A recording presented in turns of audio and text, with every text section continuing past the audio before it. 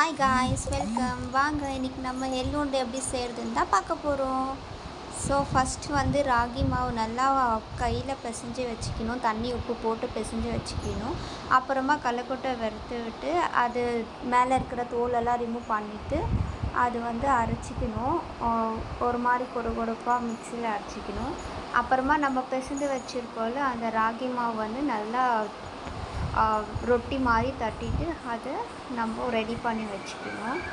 அது முடிஞ்சதும் அதை எடுத்துன்னு வந்து ரெடி பண்ண அந்த ராகி ரொட்டியை வந்து பிச்சு போட்டு உரலில் போட்டு இடிச்சிக்கணும். நல்லா இடிக்கணும். அது நல்லா கொஞ்சம் மசிகிற வரைக்கும் இடிக்கணும். இடித்த அப்புறம் அதுலேயே லைட்டாக வெல்லம் ஆட் பண்ணுவாங்க. வெல்லம் ஆட் பண்ணிவிட்டு அதுவும் சேர்ந்து நல்லா இடிக்கணும். இடிச்சிட்டே இருந்தால் நம்மளுக்கே அது தெரியும். அது ஒரு மாதிரி ஜூஸியான பதத்துக்கு வரும். ஸோ அப்படி வரும்போது நெக்ஸ்ட்டு நம்ம கடலக்கொட்டை அரைச்சி வச்சுருக்கோம்ல அதை வந்து ஆட் பண்ணணும். பாருங்கள், ஆட் பண்ணுறோம். அதை ஆட் பண்ணாக்கா அப்புறமா அது எல்லாமே சேர்த்து இடிக்கும்போது அது ஒரு நல்ல ஒரு ஃப்ளேவர் கொடுக்கும்.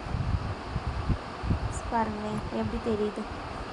இப்படி நல்லா இடிச்சிட்டே இருக்கணும். எள்ளுருண்டைனா இடிக்கிறது தான்ப்பா ரொம்ப கஷ்டமான வேலை. என்னுடைய மாமியார் நல்லா இடிக்கிறாங்க பாருங்கள்.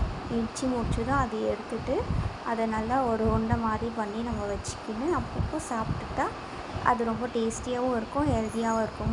செஞ்சு பாருங்கள். அவ்வளோதான். நெக்ஸ்ட் வீடியோவில் பார்க்கலாம். பாய்.